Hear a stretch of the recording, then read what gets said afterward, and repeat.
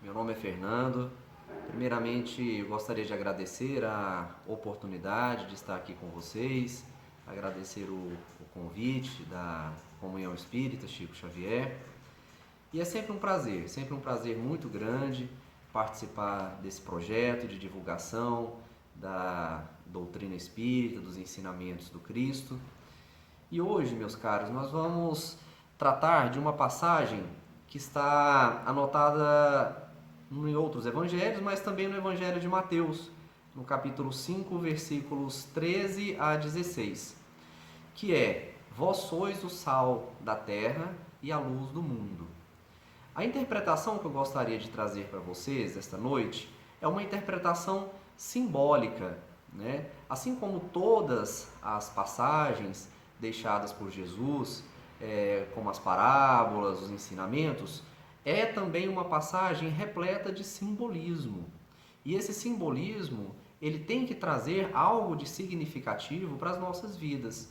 Então, quando nós lemos essa pequena frase, vós sois o sal da terra e a luz do mundo, nos traz várias interpretações e cada uma delas diferente e não menos importante.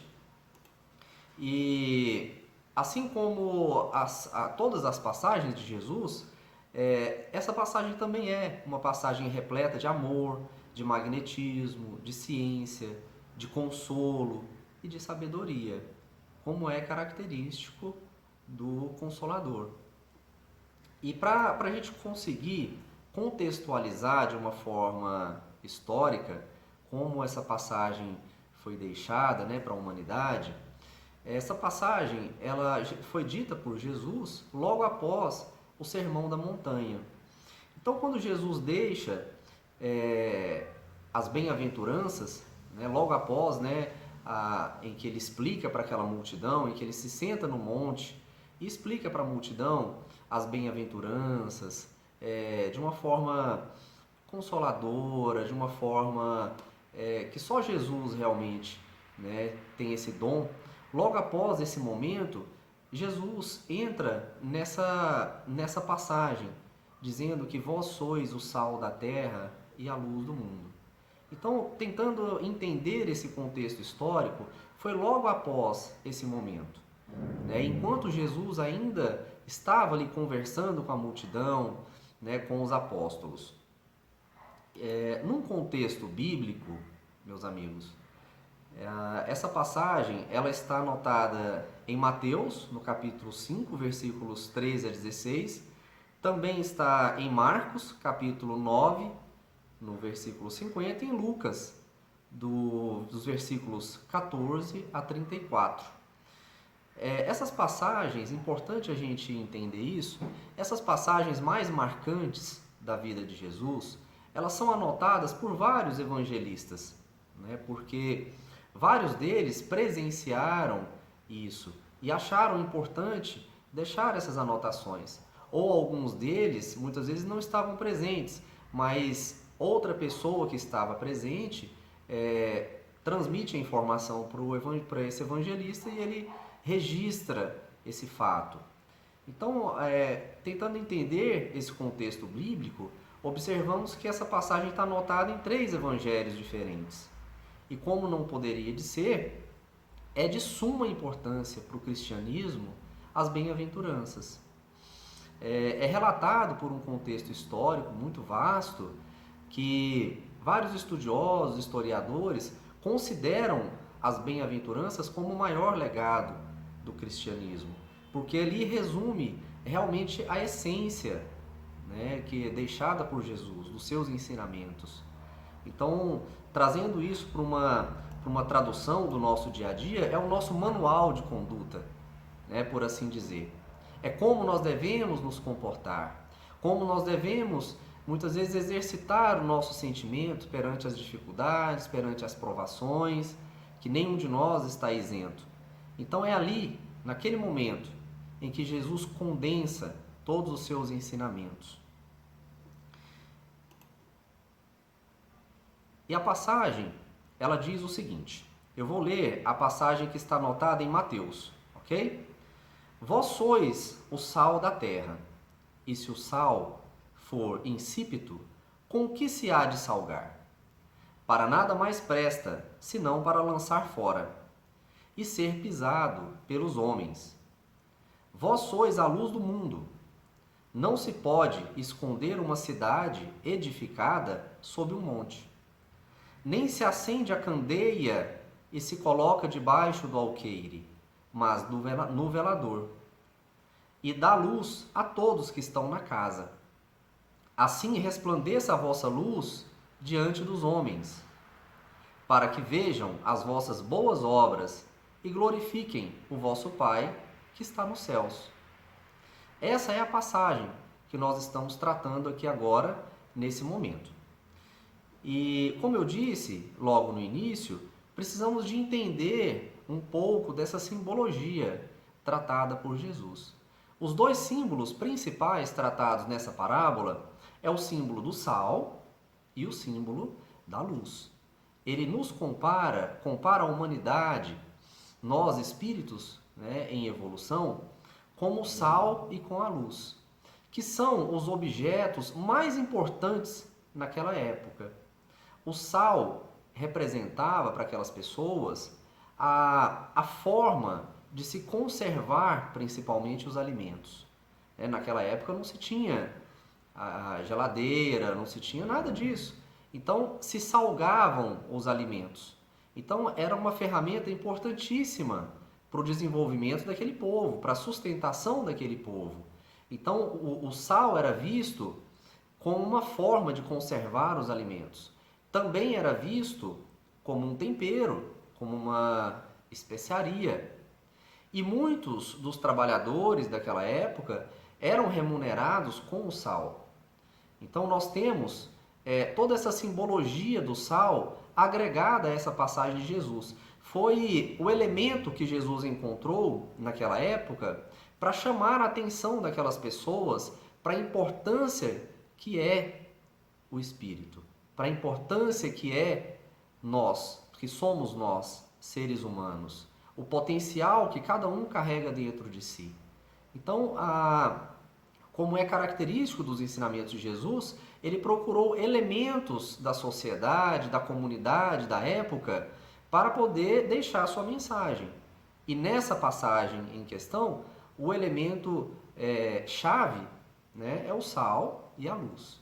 O sal por essas questões que a gente já conversou, e a luz, não menos importante, era visto naquela época não só sobre a questão da luz do sol, mas também sobre o fogo.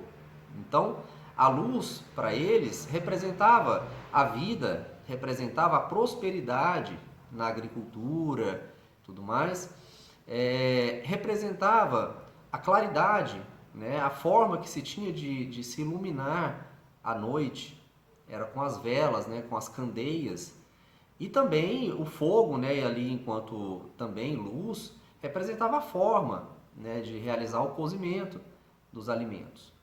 Então Jesus ele encontra de uma maneira muito sábia uma forma de chamar a atenção daquelas pessoas.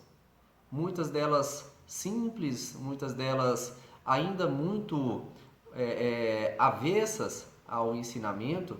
Então, trazendo para aquela realidade daquelas pessoas um comparativo relativo à sua rotina do dia a dia, como o sal, como a plantação, como o fogo, como a candeia, como o alqueire, como o velador, que nós vamos conversar ali nos próximos slides, nós conseguimos entender que Jesus ele quer tocar os corações, não só os corações mais próximos das verdades divinas, mas também os corações alheios a essas verdades, ainda incultos, ainda pouco cultivados. Então Jesus ele estende os seus ensinamentos até as pessoas mais ignorantes, usando dessa simbologia. Continuando, meus amigos, essa interpretação simbólica dessa passagem de Jesus, temos ainda 3 elementos: a candeia, o alqueire e o velador. A candeia, nós entendemos como candeia algo que se ilumina, como uma vela. Essa vela, ela é acesa, né? Pode ser de cera ou pode ser movida a óleo. Naquela época era muito comum, né, a se iluminar, né, com as lamparinas, com as candeias movidas a óleo. O alqueire era algo que se utilizava para guardar os alimentos, os cereais, os mantimentos. É como se fosse um cesto. É um cesto de alimentos. Então se utilizava esse alqueire para isso. E o velador é como se fosse um suporte, né? Um suporte em que se colocavam a candeia para iluminar toda a casa. Então, entendendo agora essa simbologia, nós conseguimos compreender perfeitamente por que Jesus diz que não se deve acender uma candeia e colocar debaixo do alqueire, mas sim no velador. Então, a nossa luz, ela não pode ficar abafada, ela não pode ficar embaixo de um alqueire. Ela tem que ficar no velador, ela tem que ser compartilhada, ela tem que ser expandida, iluminando a todas aquelas pessoas que estão na casa. E assim, somos nós, seres humanos. Nós temos essa luz dentro de nós. Jesus também nos disse: vós sois deuses. Então, se nós temos esse potencial retratado por Jesus, nos comparando aí, né, ao sal da terra, a algo que aquelas pessoas tinham de tão valioso, de tão importante, nos comparando à luz, o que ele quis dizer com isso? Que o nosso potencial é enorme e que nós não devemos abafar esse nosso potencial, e sim compartilhá-lo, dividi-lo da melhor forma possível e expandir esse potencial a todos que estão ao nosso redor. E aí ele finaliza: assim resplandeça a vossa luz diante dos homens, para que vejam as vossas boas obras e glorifiquem o vosso Pai que estás nos céus. Então agora fica mais fácil de nós entendermos o quanto que Jesus, né, tinha como importante essa mensagem, para que nós sejamos o sal, nós sejamos a luz. Nós precisamos de ser sal e luz em nossas vidas. E não só nas nossas vidas, mas também na vida do nosso próximo. Se nós temos esse potencial, nós temos que colocar essa candeia sob o velador e não sob o alqueire. Na revista Reformador, de maio de 2005, Bezerra de Menezes diz o seguinte: a vós, abre aspas, a vós que sois o sal da terra, cabe a tarefa de desenvolver este postulado doutrinário, de renovação do mundo, iniciando esta renovação em vós próprios, trabalhando os metais do mundo íntimo para que se tornem maleáveis ao amor, e nele insculpam a promessa de Jesus, de que a felicidade, não sendo deste mundo, pode ser alcançada através dele.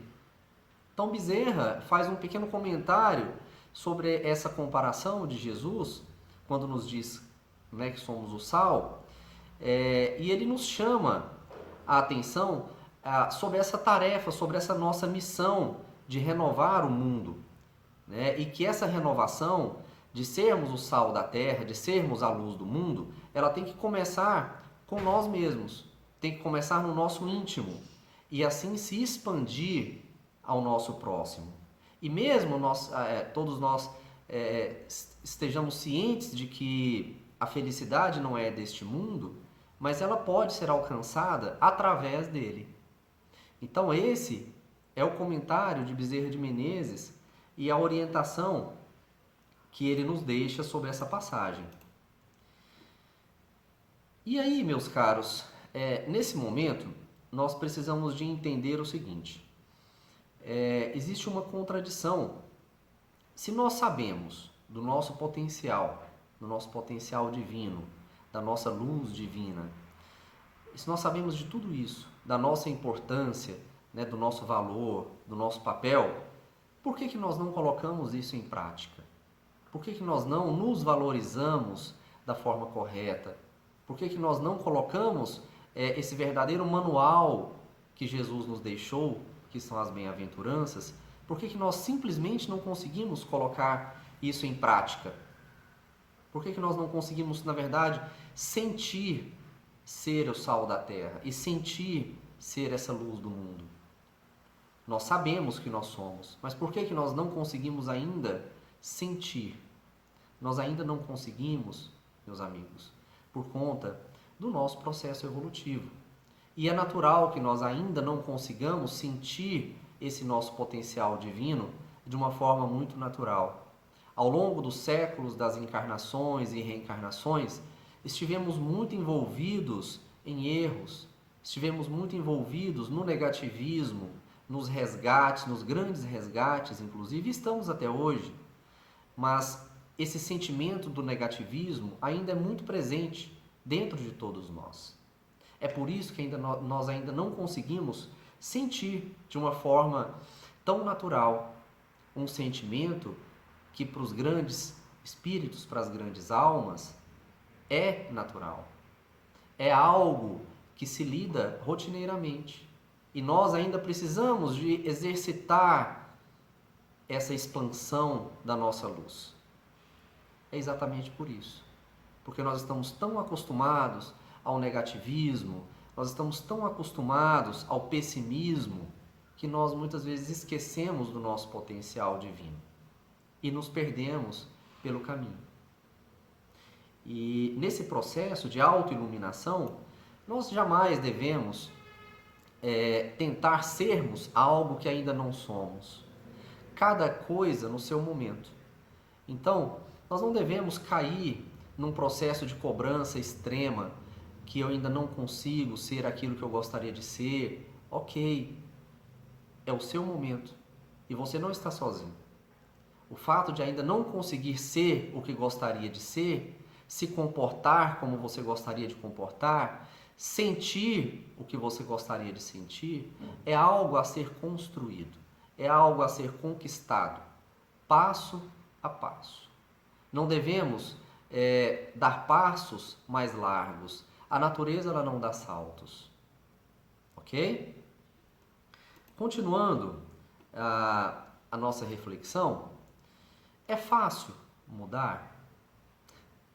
Não, não é fácil mudar. Mas é necessário que nós tenhamos a vontade de mudar. Na pergunta 909 do Livro dos Espíritos, Kardec pergunta à espiritualidade: poderia sempre o homem, pelos seus esforços, vencer as suas más inclinações? E a espiritualidade responde: sim, e frequentemente fazendo esforços muito insignificantes. O que lhe falta é a vontade.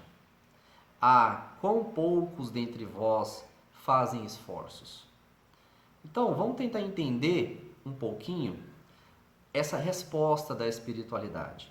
A espiritualidade diz o seguinte, que é possível, sim, os homens vencerem as suas más inclinações pelos seus esforços. E ele diz o seguinte, que não precisa de ser um esforço muito grande, muito intenso, porque, como eu já disse agora há pouco, a natureza não dá saltos. Então, a espiritualidade não quer que nós sejamos perfeitos em apenas uma encarnação, em apenas uma palestra eu já vou sair, né? Não.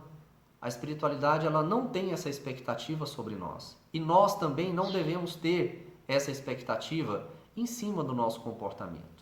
A espiritualidade nos recomenda pequenos esforços, mas de uma forma frequente, de uma forma que nós consigamos implementar e consigamos aplicar isso no nosso dia a dia. E de uma forma que a nossa vontade é que seja a força motriz disso tudo. Porque muitas vezes, meus caros, quando a gente quer ser o que nós ainda não somos, nós passamos a vestir máscaras.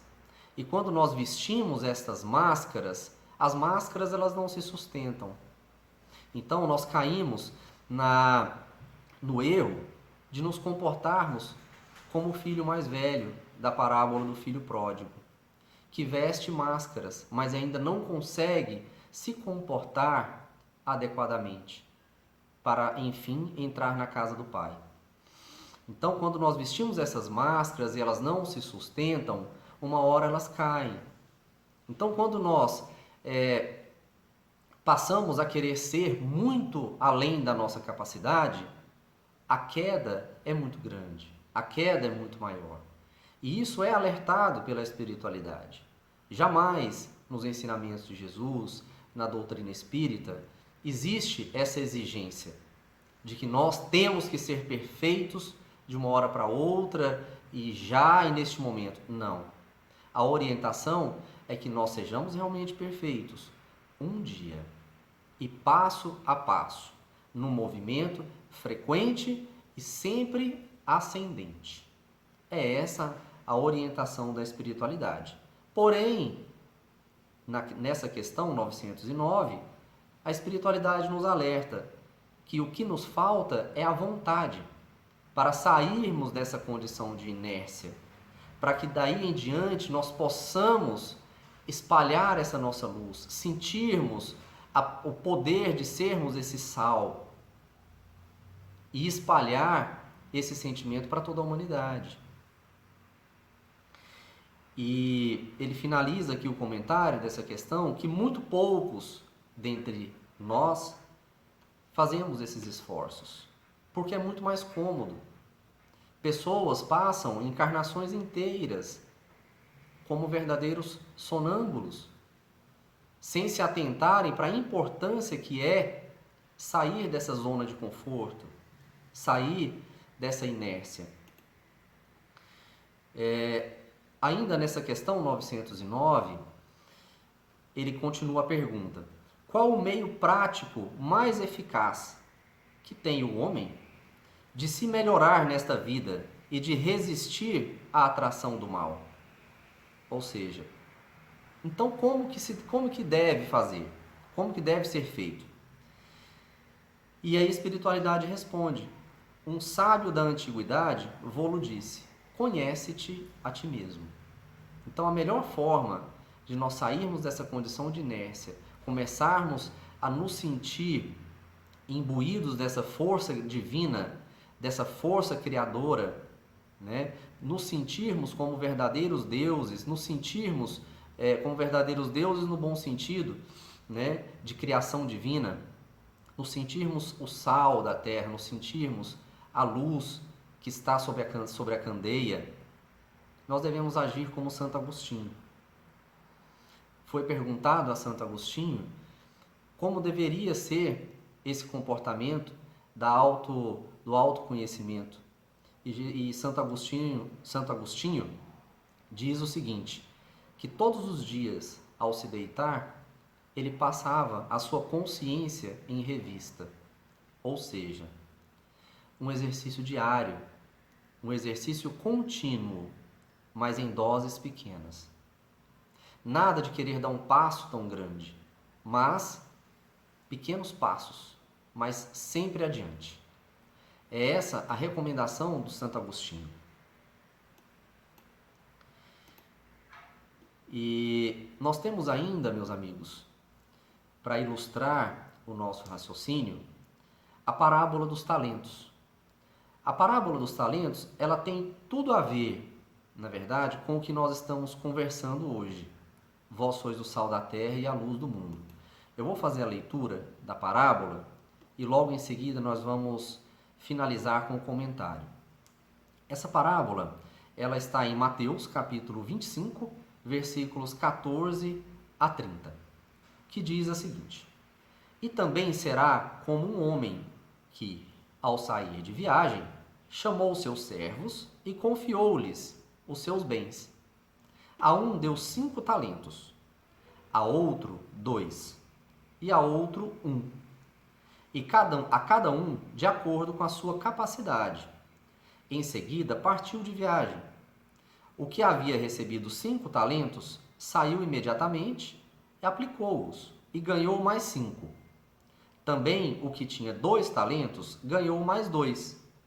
Mas o que tinha recebido 1 talento saiu, cavou um buraco no chão e escondeu o dinheiro do seu senhor.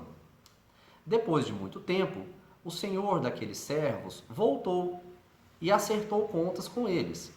O que tinha recebido 5 talentos, trouxe os outros 5 e disse: O senhor me confiou 5 talentos. Veja, eu ganhei mais 5. O senhor respondeu: Muito bem, servo bom e fiel. Você foi fiel no pouco, e o porei sobre o muito.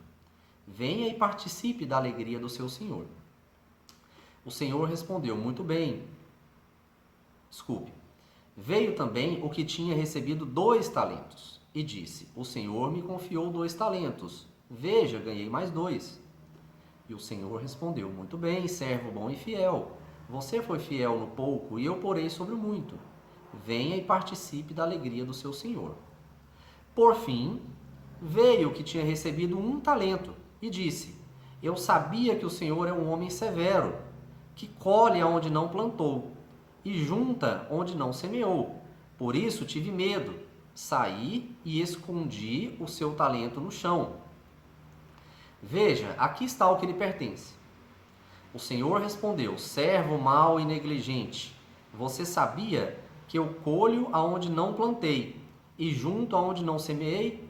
Então, você deveria ter confiado o meu dinheiro aos banqueiros, para que quando eu voltasse o recebesse de volta com juros. Tirem o talento dele e entreguem-no ao que tem 10, pois a quem tem, mais será dado, e terá em grande quantidade. Mas a quem não tem, até o que tem lhe será tirado. E lancem fora o servo inútil, nas trevas, aonde haverá choro e ranger de dentes. Meus amigos, o que nós conseguimos entender dessa parábola dos talentos? Também repleta de simbologias e tudo mais, e só a parábola dos talentos já caberia, né, uma palestra inteira sobre essa parábola. Mas o que eu gostaria de chamar a atenção é o que ela tem a ver com vós sois o sal da terra e a luz do mundo. Ela tem a ver no seguinte sentido: quando a parábola ela retrata a questão do medo. Quando o Senhor deposita 5 talentos na mão de um, 2 talentos na mão do outro e 1 talento na mão do terceiro, a essência da parábola não é o que eles produziram com esses talentos. Não. A parábola dos talentos, ela trata de medo. Por quê? Porque o que tem 5 talentos não teve medo, aplicou os 5 e teve o seu retorno. O que tinha 2 talentos, aplicou os 2 talentos e também teve o seu retorno. E o que tinha 1 talento, teve medo.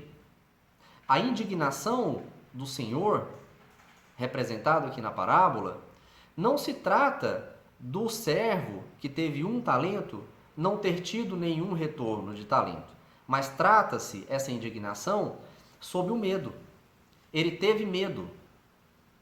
O Senhor não tinha a pretensão de que esse servo que ganhou 1 talento tivesse ganhado 1, 2, 3 talentos, multiplicado esses talentos, mas sim que ele não tivesse medo. Então, muitas vezes, meus amigos, na nossa vida, nós temos medo do nosso potencial. Nós temos medo daquilo que nós conseguimos fazer. E às vezes nós abafamos esse potencial. Nós não colocamos a nossa candeia sobre o alqueire, mas sim nós colocamos essa candeia sobre o velador. E é disso que Jesus trata nessa passagem. Ele nos orienta a não termos medo, a enfrentarmos os nossos problemas com dignidade, com altivez, como verdadeiros filhos de Deus que nós somos, com confiança, com alegria, principalmente. Então, nesse momento, quando Jesus trata, acima de tudo, de fé, de entrega, nós conseguimos entender e retirar dessa parábola dos talentos esse ensinamento. Não devemos ter medo, sob pena de abafarmos a nossa luz, de abafarmos esse sal que nós somos. E aqui no final da parábola, ele diz ainda o seguinte, que aquele que tem mais será dado. E aquele que não tem, até o que tem lhe será tirado. Nós conseguimos relacionar, meus amigos, essa questão, aquela pessoa que já consegue expandir vibracionalmente, aquilo retorna multiplicado para ela. Então, aquele que tem, mais lhe será dado. Agora, aquele que não tem, ou seja, aquele que não tem e veste a máscara de que tem, ou seja, a pessoa que ainda não é aquilo que ela diz ser ou que ela imagina que seja, ela quer dar um passo muito maior do que o que ela consegue. E aí, aquilo que ela pensava que tinha, quando caem as máscaras, quando a vida, nos seus maravilhosos mecanismos, mostra para a pessoa os seus erros, os seus caminhos, suas más escolhas, quando a pessoa realmente cai em si e consegue enxergar o tamanho que ela realmente é, que ela de repente não era aquilo tudo que ela achava que era, aquilo lhe será retirado. E aí a queda é muito grande. Então, nessa parábola dos talentos, nós conseguimos captar todos esses ensinamentos de uma forma muito maravilhosa, de uma forma muito transparente. Meus amigos, é isso que eu gostaria de passar para vocês nessa nossa conversa de hoje. É com muita alegria, com muita satisfação que eu encerro essa nossa conversa. Espero que eu tenha conseguido chegar aos corações de vocês de uma forma muito limpa, de uma forma muito honesta, de uma forma muito sincera, né? Desejo a todos que tenham excelentes reflexões com a nossa conversa de hoje. Um forte abraço a todos, fiquem com Deus e mais uma vez obrigado pela oportunidade.